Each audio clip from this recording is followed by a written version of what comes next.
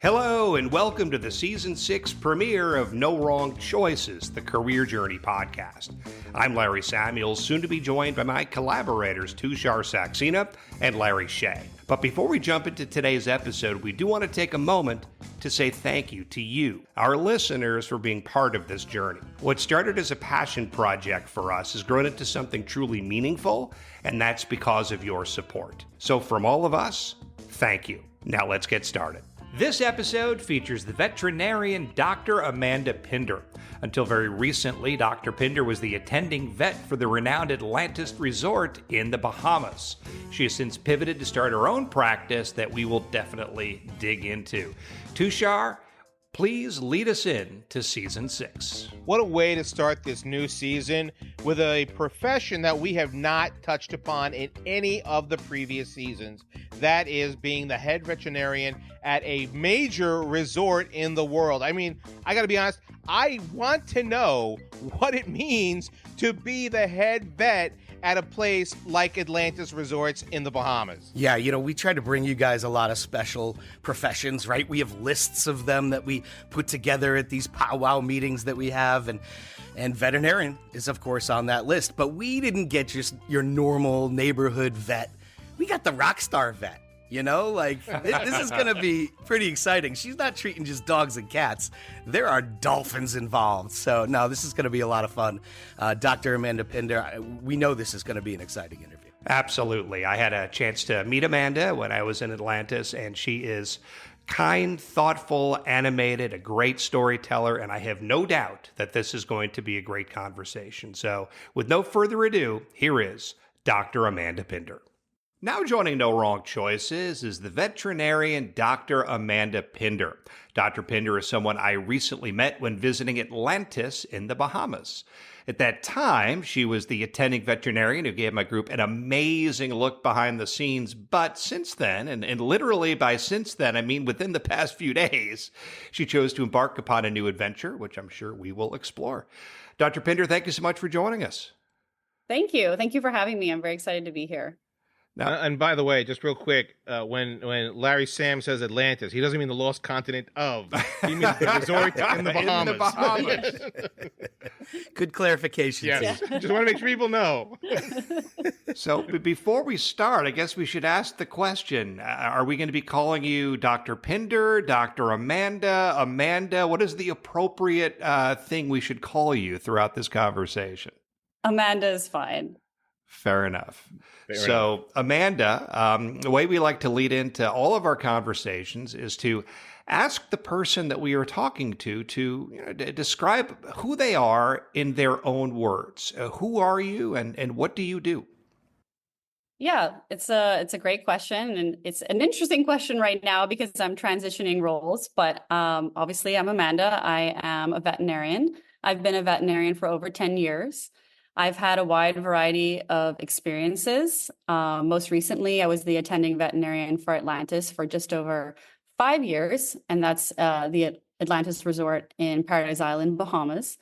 So my role there was taking care of a variety of species, bottlenose dolphins, California sea lions, macaws, green sea turtles, anything that swims, basically. I was responsible, for their care. And I love that. Yeah. So I just recently accepted a position at a equine facility, or a horse barn, basically, in layman's terms. And me and my husband are actually both veterinarians, so we're going to be working together and building, our own clinic, and providing hopefully a new level of care for the horses that live on the island here, as well as for other, all different types of species: dogs, cats, chickens, goats, whatever we get called for. We're always, willing to try and assist. I love that. I get the fun part to take you back to the beginning. So I guess my first question is, what was it like growing up in paradise? Because you grew up in the Bahamas. I mean, that's amazing. Yes, I know. It's one of those things where you don't realize how lucky you are until you leave, right? Because it's all I knew growing up. I'm very proud that I'm Bahamian. I'm ninth generation on my dad's side, and about fifth generation on my mother's side. So all of my family basically is, from here.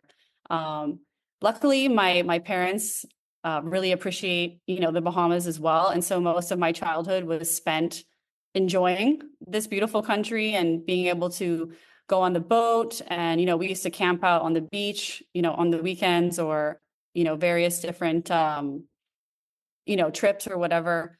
So yeah, basically it was the dream growing up here. It was an amazing, amazing upbringing. I got to, be on the ocean all the time. And just so happens that I also grew up next to one of the only horse stables on the island. So I spent a lot of time, with horses as well. So, at what point in your childhood, in your formative years, did you finally say to yourself, you know what, I'm growing up in paradise here, and this is what I want to kind of do with my life. I want to take care of the biodiversity around me. I think I'm that stereotypical story. I've always wanted to be a veterinarian.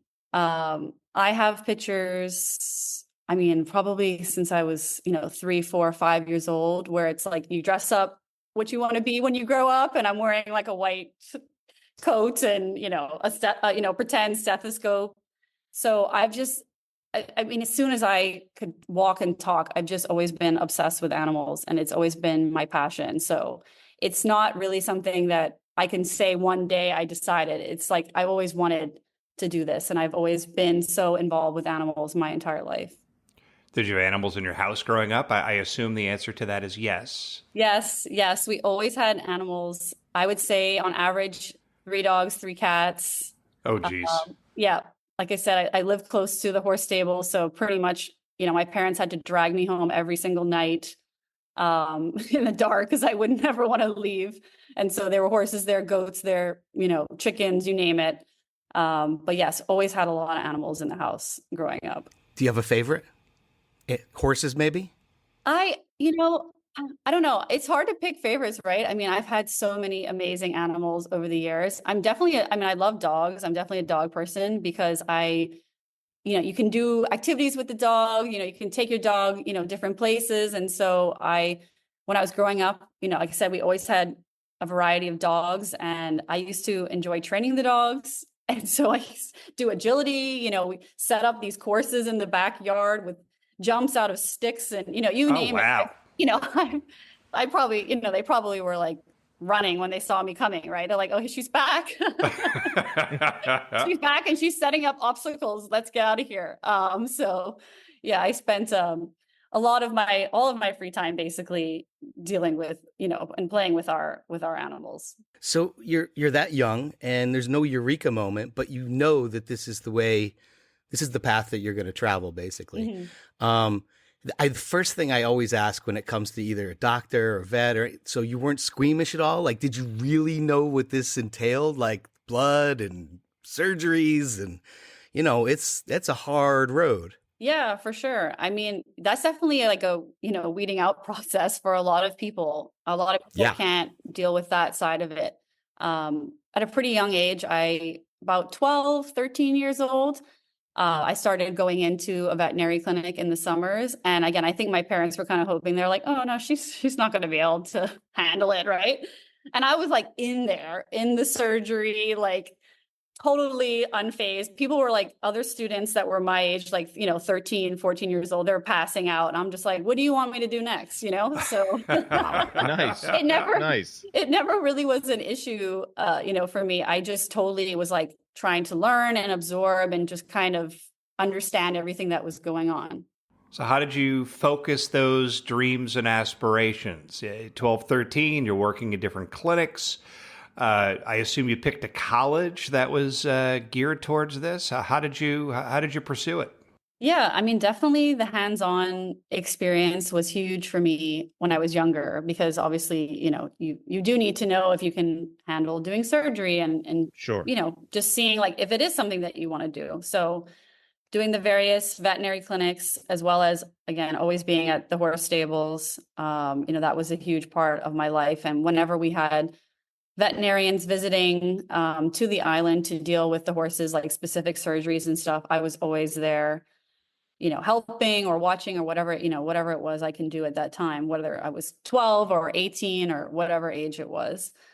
And then once I, just, obviously when I was applying to colleges, I went in knowing that, I wanted to go to veterinary school. So yeah, originally I always wanted to go to University of Florida, but interesting story, my guidance counselor did not send my transcripts. So they declined my application, and it was like it was a big, it was a big deal for me then. I was Of 18 years course. old, and I thought my life is over. I'm never going to go to vet school, whatever, right? So I got University of Tampa, where I originally went, had a rolling admission. So I interviewed with them, they accepted me. And, obviously hindsight is everything. And I think that I'm very lucky that I went there first because it was a smaller university. And then I did end up transferring, to University of Florida because they have a stronger, pre-veterinary kind of animal biology program. But I think I would have been really overwhelmed if I went to University of Florida first because it's a large university. And like my graduating class had like 61 people. Oh, geez. So, Wow. so Wow. I was coming from, an island where everything is small, easygoing, you get to speak to all your your teachers all the time. And that's kind of how it was when I went to University of Tampa. It was, a little bit bigger, obviously, than my high school, of course, but, it was kind of like a stepping stone. So for me, at the time I was frustrated and I said, I really didn't want to, go there, but it was an amazing experience. And it was a nice transition, to, my next kind of adventure or opportunity at University of Florida. So this is normally where I would say, were you a good student? But I'm going to skip that question because I don't think you could do this profession if you're not a good student. But I do want to ask you about how they approach the anatomy of all the different animals, because obviously a parrot is very different than a dog, which is different than a horse. A doctor has a human patient, and humans are relatively the same. You have gazillions of animals that you need to know their anatomy. How does that work? Well, what I always tell people in general, and even like I get veterinary students that shadow me, it's like, you never stop learning, right? You can't get through all of these things in veterinary school. You just don't have the time, right? You focus on the primary species that you're going to see, the most of, which is typically dogs and cats, and then, a little bit of horses and, cattle and so on and so forth. But really and truly, you have to be motivated to figure and learn these things out on your own, because you just won't get it all in the, 8 years of education that you're going to get. And it's, it's a lot. It's a lot to take in. So a lot of it has to be self-directed. And that's kind of how my life has been, interestingly enough, is that I've pivoted and I've kind of been in different roles. And then I've had to say, okay, I've got to put all my energy into this and make sure I'm learning about all the different nuances and intricacies. But that's what makes it, fun and challenging. Did you have a mentor who then kind of took a shine to you and recognized the fact that, you had what it takes to make that next move? Yeah, absolutely. So the veterinary clinic that I originally, started volunteering at when I was 12, I was still friendly with the veterinarian there. He's amazing veterinarian and was a huge mentor to me. He wrote my recommendations for veterinary school. Yeah. And I think, obviously for me, I didn't realize it, but from a very young age, I think he knew that I had potential. And so he did, I feel like, really put a lot of energy and time into explaining things with me, which is, it's just, you can't replicate someone like that, that's just so valuable to be able to have a mentor and someone who, think about it, I'm 12, 13, like, right. Yeah. Look, we say it all the time here. Mentors need mentors. Yeah. Right? Like, who wants to talk to some 12-year-old, about all this, intricate things that they're doing in surgery? But he did. And he always took the time, to explain things to me when I had questions and show me things. And, so yeah, it was such a valuable experience for me. And I see him now and he's always so proud of me. And I'm so lucky that, I had him, as a mentor in my life at that time. That's wonderful. I want to dig into the training a little bit more. So you go from the island to the University of Tampa, and what is the training process for a veterinarian? Are you doing undergrad and then you're doing medical school? Like what is the training that you're going through?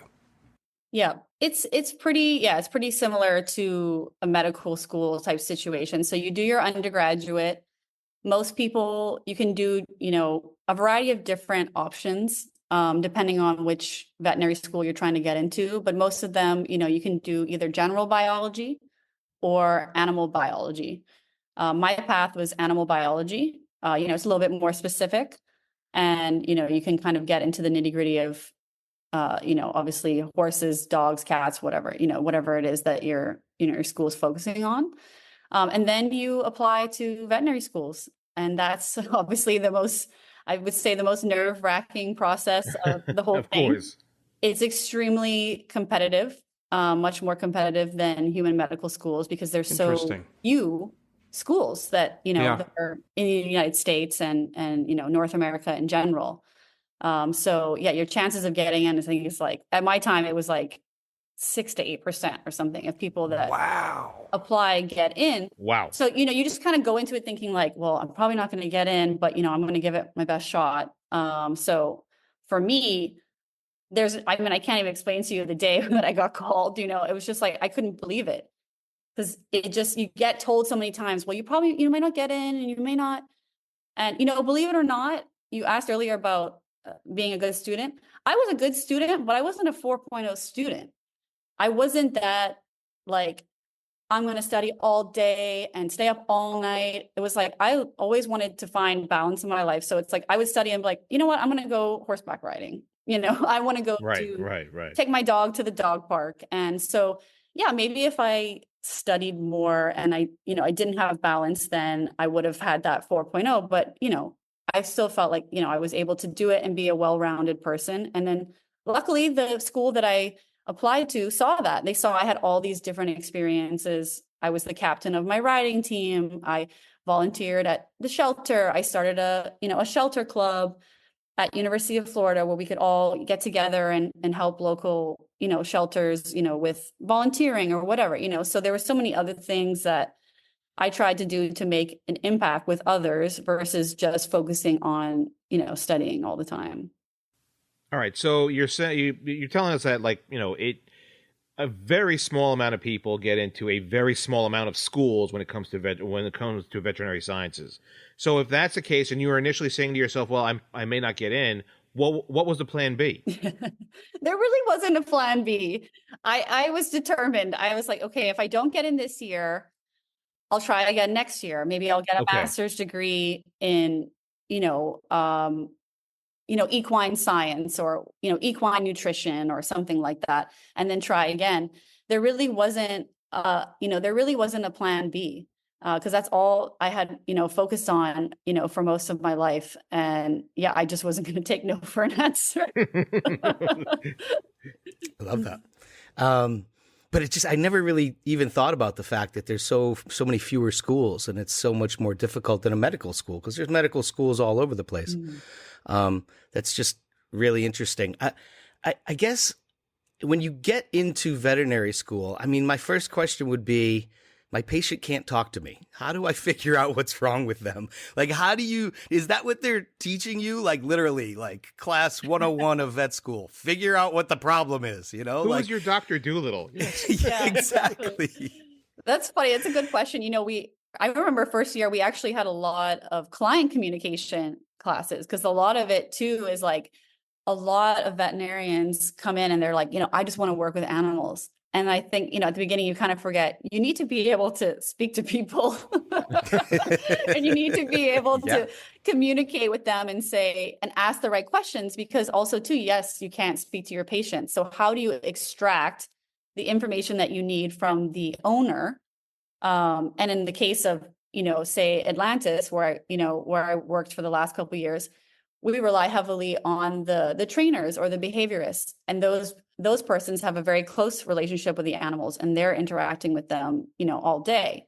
So what are the questions that you ask to to get the information, how's the animal been acting? What is it doing after it eats? Is it throwing up after it eats? What is kind of going on? And obviously just developing your clinical skills, obviously, as well, is extremely important. Doing a good, physical exam and being able to, interpret, your findings and then, go on from there. Do people specialize going through that process, or it's really just not a thing? People do specialize. Yes, absolutely. So there's tons, there's more and more specialties being established. Obviously, in human medicine, most of those specialties have long been established. But in veterinary medicine, some of them are still being, in terms of like the colleges that are going to accredit people to get certain specialties, some of them are still being developed. But there's like veterinary radiologists, veterinary ophthalmologists, veterinary internal medicine, small animal, veterinary internal medicine, large animal. So yeah, there's quite a few specialties. And it was something that I considered, but that's another 4 years of training. So for me, I just decided I want to kind of get in there and kind of figure out where I fit in and go from there. And luckily for me, it worked out. But I have a lot of amazing friends that specialized, and they get to do what they love as well. Just ophthalmology, for example. I'm actually going to be doing some ophthalmology exams with our ophthalmologist tomorrow. So he's been a great mentor and friend to me as well. So yeah, there's lots of different specialties. Tushar asked about a plan B. I find it so daunting. I think you said 8 years of school at the highest level.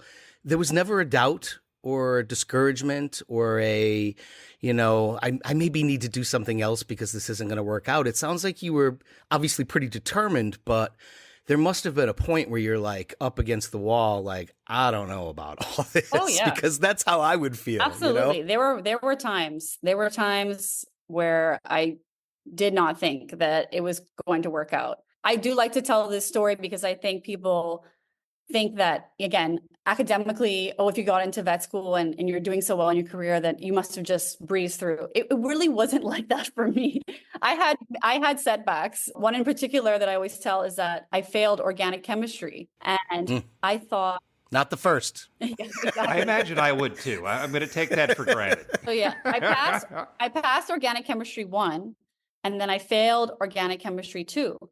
And, to be honest, the professor was tough, and I would go to his office and I still remember to this day, he told me, you will never get into veterinary school. Oh, wow. I always talk about that. I'm like, I'm going to find him one of these days. And yeah, definitely. But, look at you now. Yeah, exactly. Look at all the things that I've done and, all that I've saved. But yeah, that was a huge turning point for me. That was my sophomore year of undergrad. And I thought, there's just no way I failed this class. Again, my life is over. I'm never going to get into vet school. They're going to see that and they're going to say, no, she can't do it.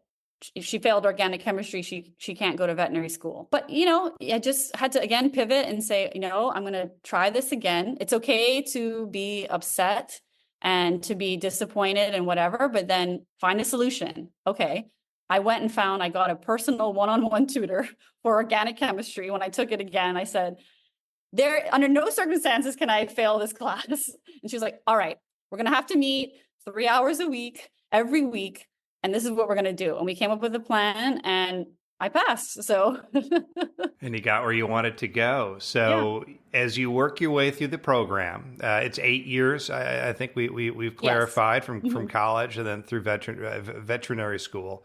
Mm-hmm. So as you're nearing the end, what do you do? What is the game plan? What is the approach to landing that first opportunity and becoming a vet, being Dr. Pinder? Yeah, exactly. Right? So in your final year, sometimes even in your third year of veterinary school, which I guess would be year 7 or 8, you would start doing what we call externships, which is basically you go and you visit, and it's kind of like a working interview, right? Sometimes you're not going to work there in the long term. Maybe you're just going to a specific place to get experience. But a lot of times you're going, because hey, I might apply for an internship here once I graduate. And so basically that's what I did. I just did quite a few externships in my last 2 years of veterinary school. And then I decided upon, my top 3 or 4 choices where I wanted to go for my internship. And I just made it clear when I went to my top choice. I said, this is my top choice. This is where I see myself doing my internship. And, I hope that you guys would, see the value in me and see that I'm a hard worker. And yeah, luckily for me, I was able to get that internship that I wanted and gain that valuable experience. So where was that? And you had the good fortune of actually being in those, rooms basically prior to this. So how different was it when you started getting into that externship and seeing what the day-to-day was like there compared to what you knew from, vet school, basically?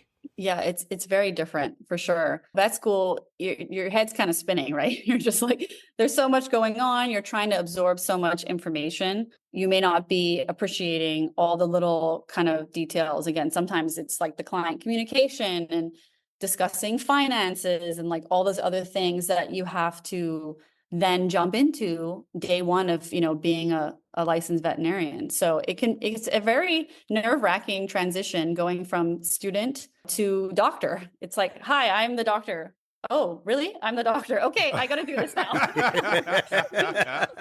You have to check yourself a little bit there. Hey, I am the doctor. I am, and so that's kind of how it is. The first, I feel like couple months, you're just like, what's happening? Yeah. You're just trying to wrap your head around all of it. But choosing a place that had, good mentors was obviously huge to me. And luckily for me, the hospital that I chose, which was Hollywood Animal Hospital in Hollywood, Florida, also, strangely enough, had a lot of connections to some of the veterinarians that I knew back in the Bahamas. So it was kind of this, again, connection with, oh, I've known so-and-so who you've worked with for, 20 years. And it just felt right to me. And I felt like that was going to be the best place where I would, probably fit in and get the most valuable experience. So you always had an eye on going back home, going back to the Bahamas. Yep. My original plan was to stay for a couple of years in the US and work. But because I'm Bahamian and I'm not American, I basically I had to enter into a lottery system, the H-1B, the J-1 visa lottery system. And it is literally a lottery. And so you would think, someone who has advanced education or whatever, it wouldn't be that way. But, that's the way it was at the time. I'm not sure how it is now. And yeah, I tried, 2 years in a row because I wanted to get more experience in the US before moving back home. And it didn't work out. But again, I just feel like it's one of those things where it wasn't meant to work out, and that's okay. And it led me to doing my own business and then working for Atlantis, which were both, amazing experiences for me. So I don't regret any of those things kind of happening. No wrong choices. That's Yeah, right. exactly. That's what this Literally. is all about. No wrong choices. Exactly. Yeah. We usually find a way to plug that in every conversation. Thank you for making that natural. So you go back, you go back home, and what are you doing? If I remember correctly from us talking, did you set up your own practice when you came back?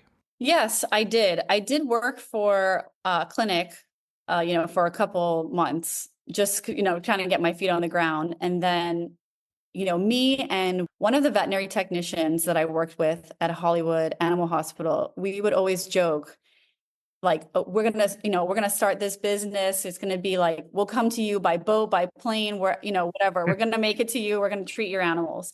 And so we had this joke for the whole year of my internship.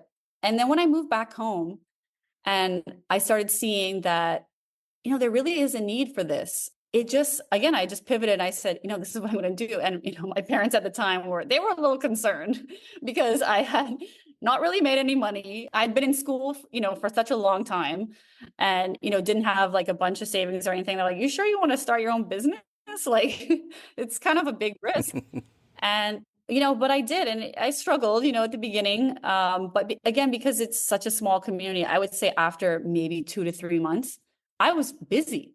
I didn't have days where I sat and did nothing, and I think that that goes back to the community that I live in, where I'm from, is that everything's kind of word of mouth. And, I think people knew me, for example, from the horse stables and from various different, animal activities that I've done over the years on the island. And so it just kind of, people were like, oh, Amanda's doing her own thing. Great. Let me call Amanda and she'll come out and deal with the animals here. And people love it. When you say you got busy, what does that mean that you got busy? Like, are you basically kind of working like 24 hours a day at that point? Or is it that, there is some downtime? No, there's definitely downtime. I would say I was working 5 to 6 days a week, maybe, 9, 10 hours a day. It's amazing. Wow.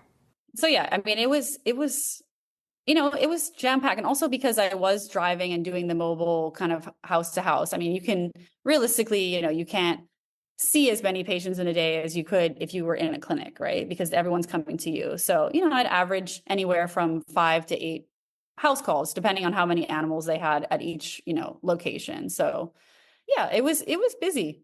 I came home every night and I was going to bed at 8:00. Yeah, I can't imagine getting started like that. And you must be growing at that point exponentially in terms of knowledge and experience. But I want you to talk a little bit, because we touched upon it, but didn't really talk about it, about the self-confidence that you need to make these calls, to make these decisions. I mean, there are lives on the line in most of these instances. You are the last line of defense. An animal needs you. You have to make the call on how to handle a sick animal, a hurt animal, whatever the case may be. How confident are you? Is it something that you had to work on and grow with, or did it come naturally? Talk a little bit about that. Yeah, absolutely. I think it definitely is something that, for me, it evolved over time.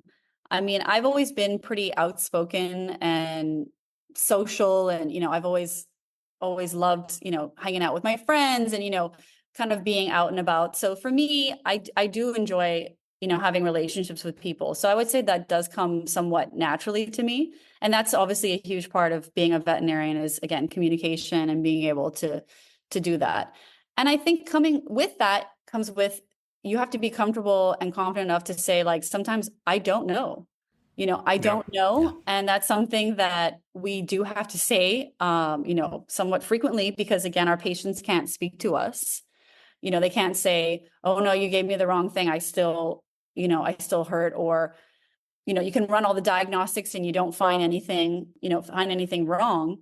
So sometimes you can say, I've done all this and, I just don't have a clear answer at this point. And that's okay. I think people appreciate, the honesty versus scrambling and trying to come up with something that doesn't actually make sense, Yeah. So yeah. That's something that I've always said to, other students that I've mentored, is that don't be afraid to say, I'm not sure.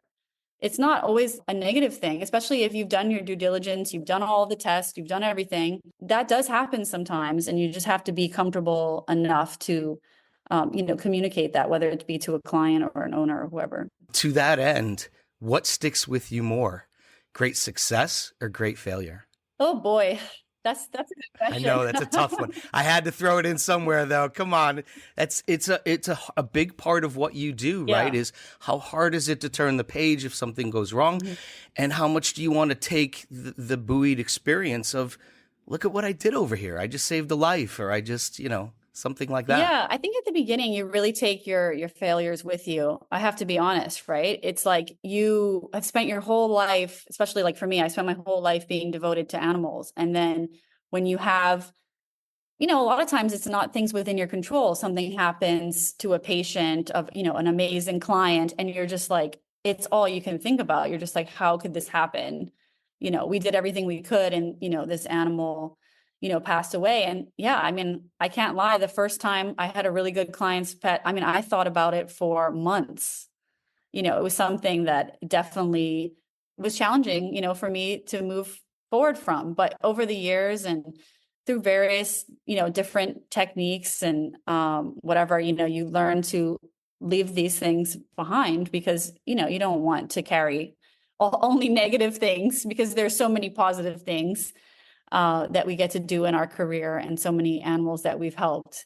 But yeah, it can definitely weigh heavily on you, for sure. Knowing where you're based in the Bahamas and knowing the type of roles that you've had, have you been involved with the rescue of an animal that has been a standout experience for you, a really special experience? Yeah, absolutely.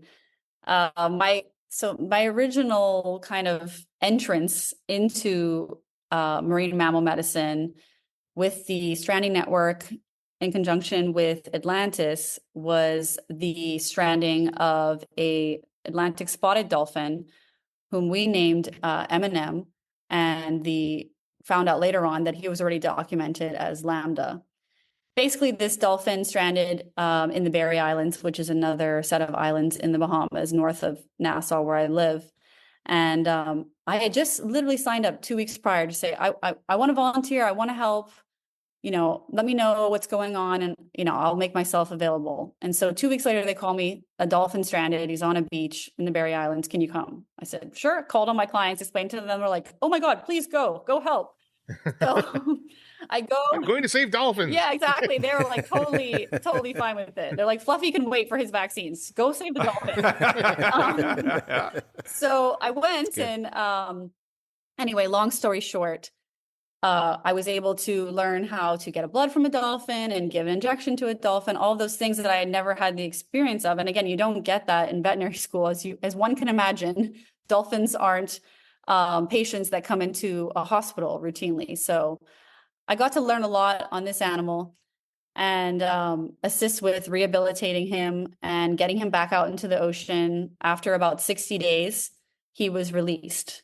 Now, the crazy part about this story, which is literally, I'm never going to be able to top this story ever again in my career, is we then, years later, I believe it was 4 years later, me and my husband are in the area, in that kind of Berry Islands or Bimini area where we know those particular dolphins live. And we go there. I said, wonder if we're going to see M&M. Let's go out on the boat and try and, do like a dolphin, tour where they take you to try and look for the dolphins. We go out on this boat, 20 minutes in, we see a pod of dolphins. We get in the water. M&M swims right up to me. Wow. Oh my goodness. There you go. Wow. That's amazing. Make this up. I have goosebumps now. I've told this story 100 times, and it still is just the most incredible experience. I can't explain to you. I mean, the way I was screaming, the boat driver thought I was drowning because he didn't know what was going on. I was just screaming at the top of my lungs. It's Emma. Not good to do in the water. Don't do that in the water. Too many people have seen Jaws. They thought I was like being attacked by a shark, And oh my God. Luckily, my husband was there, and he's an avid underwater photographer. And so we got photos. Basically, he has this distinct hole in his dorsal fin from where his satellite tag was, since, it's since dropped off. But he has a very distinct scar on his dorsal fin. And yeah, he swam right next to me. And we have photos of that. And I can't even explain to you what it's like to save an animal like that, put it back in the ocean, and 4 years later, see this animal. And then it gets better. We get back to Atlantis. I tell my boss, I say, this is what happened. And we look at the date. It was 4 years exactly to the date that he stranded. Wow. Come on. I can't make it up. That's what I'm saying. That's amazing. It's almost like a birthday, That's for God's sakes. Yeah. Really insane story. Wow. And just like, that's the story. What, I tell people, it's like, that's the type of experience that makes all the stress worth it, right? Like, you worry about your patients so much. You want them to do well. And, especially when you're dealing with this magnificent animal, you're putting it back in the ocean. You're like, oh my goodness, I hope nothing bad happens to you. I hope you live an amazing life. And he did. And he's, we think he's still out there. We went back a year later, and we did get some video footage with, a whole video crew and everything. We got to see him again, luckily, on the third day. We were there for 3 days. The first 2 days, no go. And the third day, in the final hour, he showed up. So we got to get some amazing footage. Amazing. Did he approach again? Yes. Yeah. He came right up to us. He was with a bigger pod this time, so it was a little bit more of a excitement going on. Yeah. It was a different. What a A great great moment. moment. Yeah. Different experience from the Yeah. first time because it was just me and my husband in the water. And it was Right. there was nobody out there. It was a flat, calm day. It was just like the water was glass and it was just quiet, just us and the animals. Yeah, you can't replicate anything like that. Yeah. I asked you before about the highest of highs and the That's lowest the of highest lows. high. There it Yeah. is, right Nothing there. can top that. Nothing can top that. So let's talk about the transition from your own practice to Atlantis, because I know, from what I understand, you were volunteering for the Atlantis stuff, and that's how you got out to help this M&M, the spotted Yes. dolphin. And how does that transition to a position later on? Is it just because they knew you and they're like, "Hey, it's open. We know you. We trust you.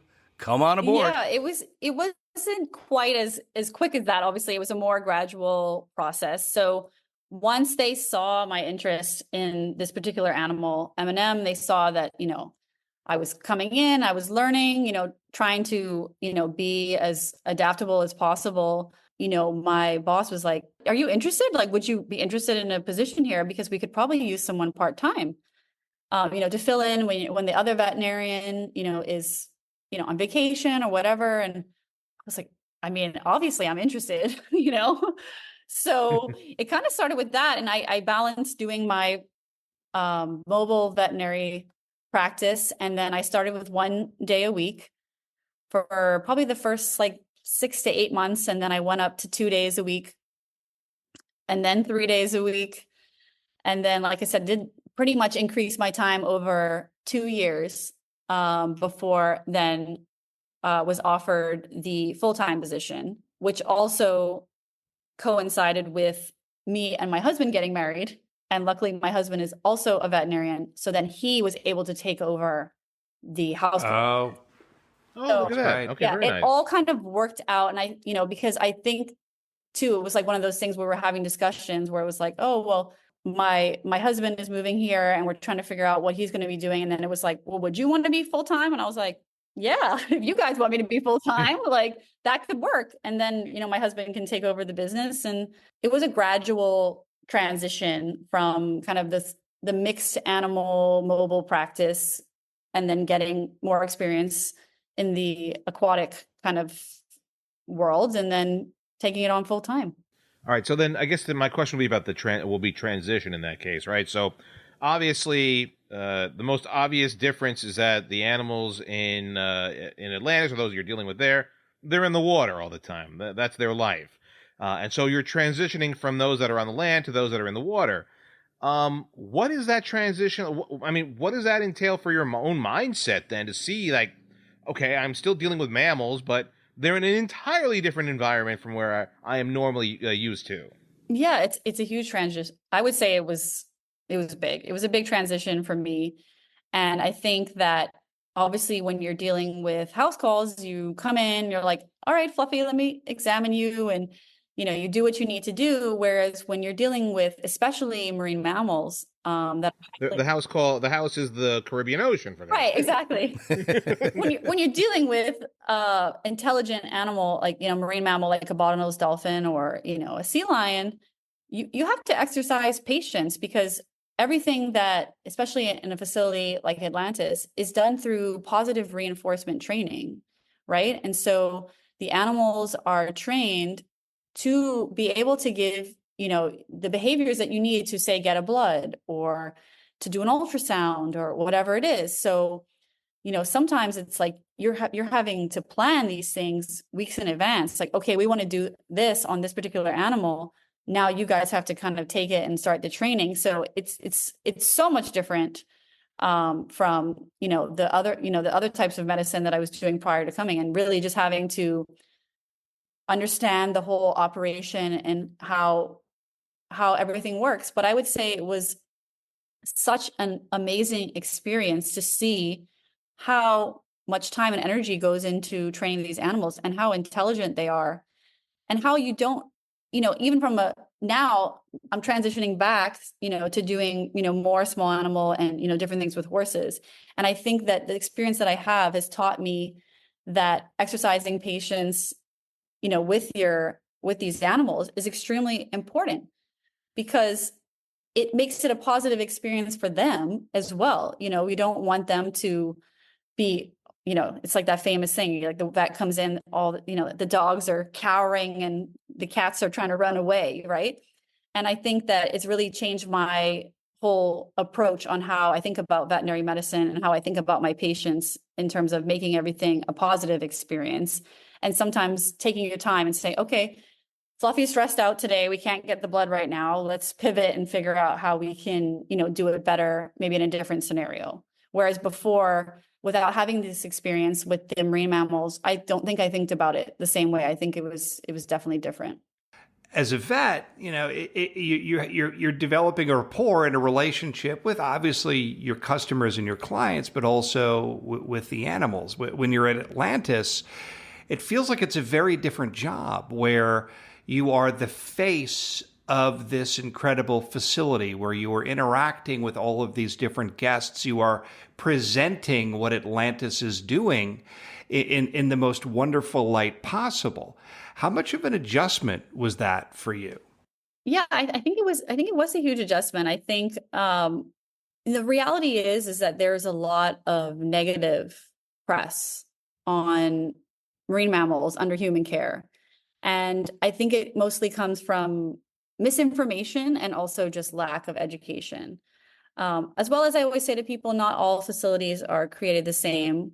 Atlantis is accredited by many different bodies, and we hold our standards to the highest level, right? So most people, I think, don't understand the level, of care that goes into these animals. And so I think that when I transitioned, like, to me, it made sense. But then, when you present that information to the public, you need to make sure that you're presenting it in a way where it's like, you're not just going to get someone's not going to take one soundbite and they're going to be like, oh, these animals are living in a prison or whatever, you know what I mean? Like they'll take something. Because you became an advocate in a way. Correct. Yeah.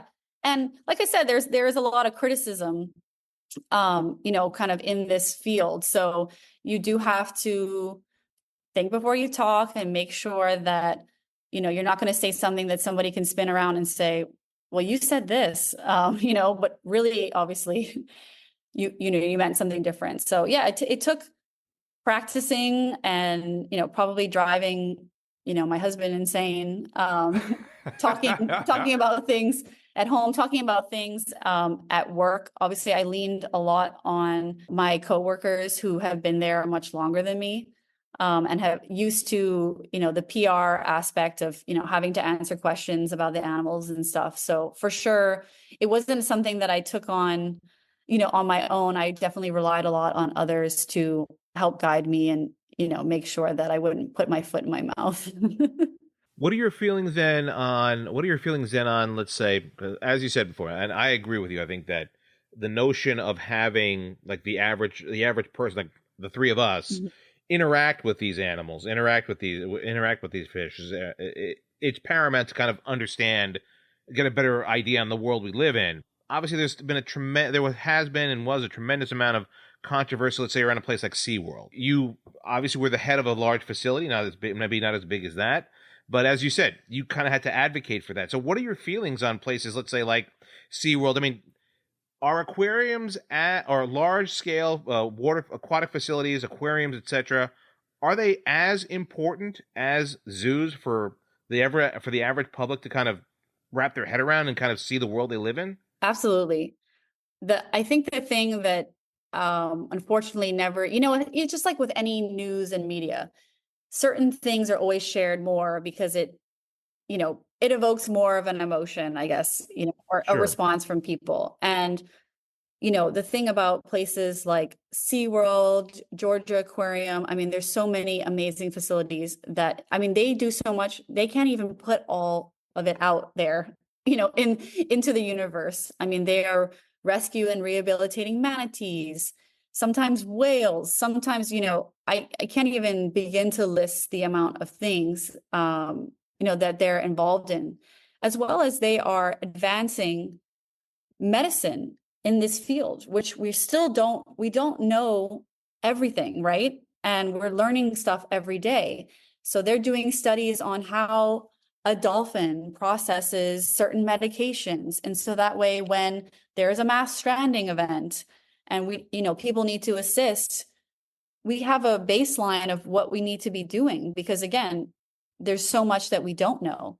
So I think I could talk about this for hours, because there's so many things that, so many different areas that you can touch on, but the role of these facilities is, you can't even measure it. And I think that it's unfortunate that so many people think of them in a negative light, but without them, who is going to rescue and rehabilitate these animals that need assistance?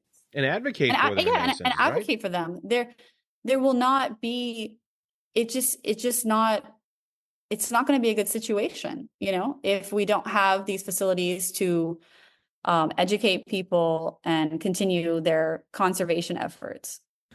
I read one of the most common misconceptions about veterinarians is that you guys are all wealthy. Everybody makes $1 million. Yes. Because as far as I'm concerned, whatever you get paid is not enough, because we need you. But I guess, would you find that to be true? I mean, I think about taking my pets to the vet, and it's a lot of money. But I think it's a misconception. I think most veterinarians are just happy to help. It's a job and they do well, but you're all not millionaires, and you should be, in my opinion. It goes to gas money. They're always on the move. Yeah, it is a career of passion. I will definitely say that. Yeah. I remember, depending on where you would work, like, so for example, when I worked in South Florida, you get these really emotional, heated kind of clients. They come in and you're like, okay, here's the estimate for so-and-so. And, it's going to be $1,000 to do this emergency procedure or whatever.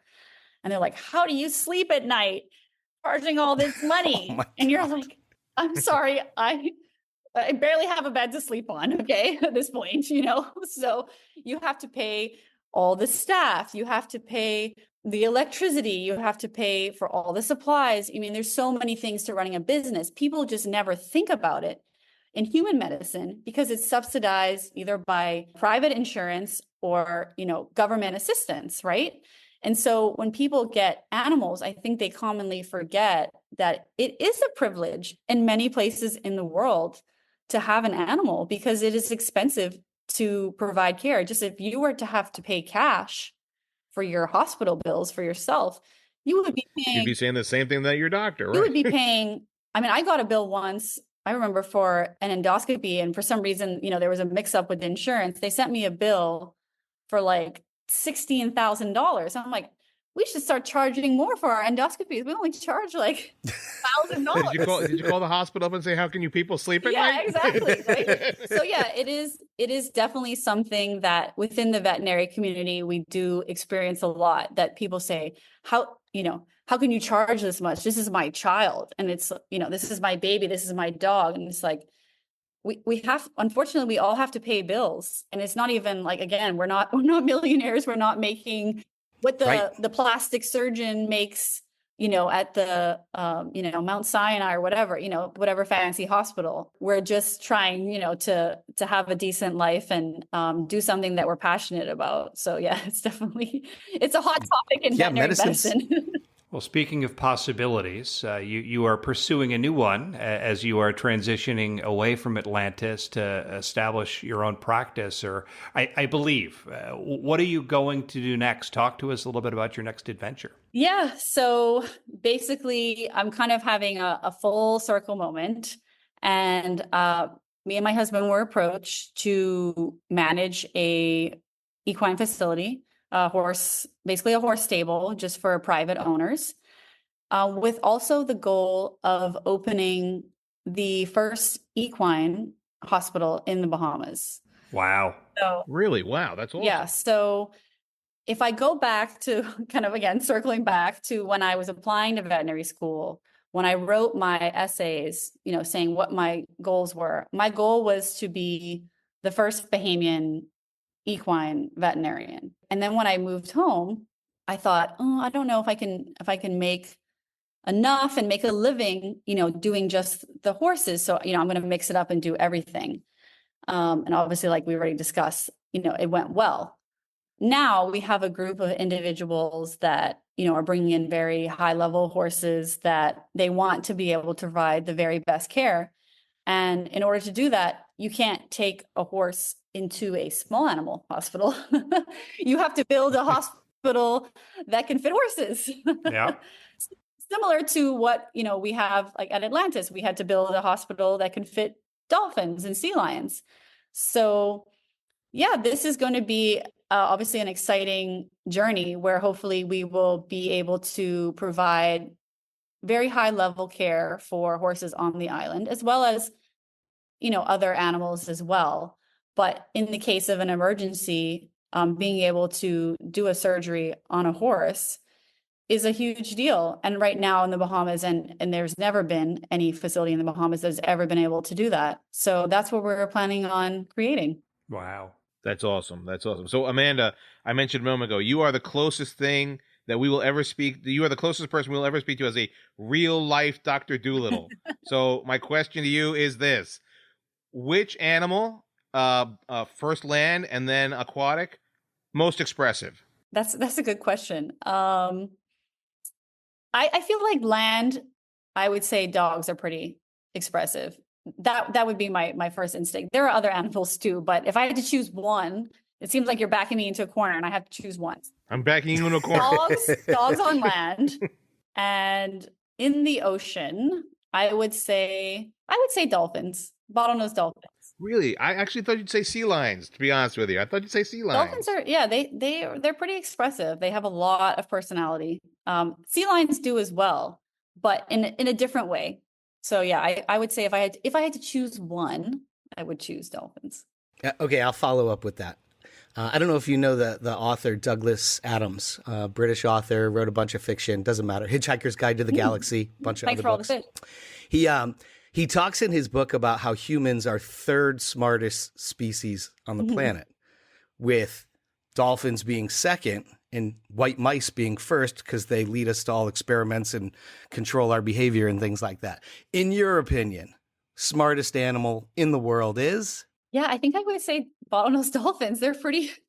Bottlenose dolphin. They're pretty There you go. Yeah, they're pretty intelligent.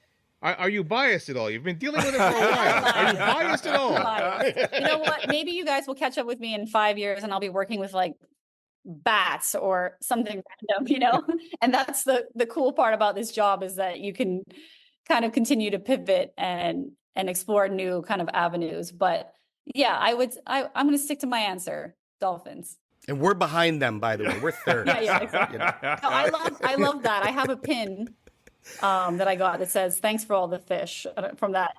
There you go. There you go. There you go. You do know Douglas Adams, right? Very we love good. that. We love to sing that song at work. Perfect. So, Amanda, if somebody is listening who is a young woman, a young man who aspires to become a veterinarian and wants to get to a similar place to where you've wound up or where you find yourself today, what would you tell them? I would say the relationships that you make with people are extremely important. We get into this field because we love animals, but again, I'm having a full circle moment right now. And I do believe that it's because of the strong relationships that I have with people. That I've made, along the way for whatever reason. And, secondly, is that I think experience is the most important thing, and exposing yourself to as many things as you can, along the way is extremely important. When I was graduating high school, I did an externship at a dolphin facility. I did an externship at a swine operation. I did different equine or horse, activities. So, I always try to kind of have a broad kind of spectrum of activities that I was doing so that I felt like I would be more well-rounded and, be able to have different experiences even before, I went into veterinary school. It's great advice. Well, Amanda, I'm so glad that I tracked you down and that we convinced you to join us today. I've learned a ton. I'm so excited for what you have in front of you. And, I think the three of us are just... We want to know more. We can't wait for the next chapter. Keep knowing more. Thank you so much for joining us. Thank you so much. This was awesome. So that was Dr. Amanda Pinder, who I had the good fortune of meeting, and I, of course, was foolish enough not to get her number at the time, but eventually chased down after the fact to convince to join us today. And what a great story. Larry Shea, what are your takeaways? I'd learned so much, I think, is the biggest thing I take away from it, right? I never really thought about the fact that there's medical schools all over the place, and everybody wants to go to medical school. It's a very stressful process, but there's even fewer veterinarian schools, right? So I was shocked, that 6 to 8% chance of her actually being accepted to these schools. I mean, I think that's fascinating, first and foremost. She always wanted to be a vet, right? She's a 12-year-old child or even younger dressing up like a vet. And I don't think we've ever really had something like that. But the fact that somebody let her in a surgery and took her under their wing and kind of taught her at such a young age. I mean, it's very rare that you go into a profession at that age, especially, and that's the straight path, right? And you go, and she said it herself, it's a career of passion. And her advice was great, and we say it all the time, relationships matter and get experience. We can't say it enough. Not everybody is fortunate enough to be able to offer your time, but if you could do an internship and offer your time, you're going to get a lot out of it, because that's how a lot of these professions work. Absolutely. I mean, I was also surprised by the fact that, and you said it too, is that how few veterinary schools there are out there, and that she didn't have a plan B. The plan B was, I'll just reapply a year later if I have to. Right? Essentially, I'll just sleep on somebody's couch for a year until I reapply again, which is amazing. And, we always talk about the notion of mentors need mentors, right? So we always talk about that as well. And that, yes, being able to not only prove yourself when you go to an internship, but prove yourself to the point where the people who are in charge see something in you, and then they go out of their way to nurture that. That's amazing to me. And she has been so successful. I am so jealous of that type of a profession, because, I mean, I don't think I had that kind of stamina in me to say at a young age, this is what I want to do with my life. And then to not only do that, but to pursue it with such a focus that down the line, not only do you become that in her case, a veterinarian, but become the head of one of the biggest resorts in the world, that she then becomes a teacher for everyone else who steps into this arena. It's amazing. Yeah. And as you say that, one of the things that really struck me was the smile that was so clearly coming through during the entire conversation. She loves her job. She loves her job. She loves what she does. Yeah. She loves her job. She figured it out very early, and nothing has changed. And it comes across so clearly. So one of the things that I wanted to dig into as part of the conversation was about advocacy. And in a way, at that type of a facility, you are a spokesperson. You are a PR person for that type of resort facility, whatever word I'm looking for. And she is an advocate. So whether she wanted to be or not, she was thrust into a position where she needed to kind of figure it out. How do I communicate? How do I engage with others? But it was natural, because it's who she is, the passion, the love, the drive that she's had her whole life. There's nothing inauthentic about any aspect of her. It really struck me as something truly remarkable and admirable. And the story about her saving that spotted dolphin, I mean, just the reward that she must get from doing something like that, from helping another animal survive and thrive in the ocean after it had beached itself. I mean, she said it herself. You're never going to get another story like that. I mean, it's 1 in a billion, right? Exactly. Well, maybe now she'll get one that involves a horse. So with that, Dr. Amanda Pinder, thank you so much for joining us on this episode. Our apologies for the slight tech glitch there at the end. It happens every once in a while. With that in mind, Thank you for joining us. If today's story made you think of someone who could be a great guest, we'd love to hear from you. Please visit the contact page at nowrongchoices.com to let us know. While you're there, you can check out our blog where we explore each episode with bonus insights and behind-the-scenes content. And if you're enjoying the show, the best way to support us is by following or subscribing to No Wrong Choices on your favorite podcast platform or by connecting with us on social media. You can find us on LinkedIn, Instagram, Facebook, YouTube, TikTok, and X. On behalf of Larry Shea, Tushar Saxena, and me, Larry Samuels, thank you again for being a part of No Wrong Choices. We'll be back next week with another great episode. Talk to you then.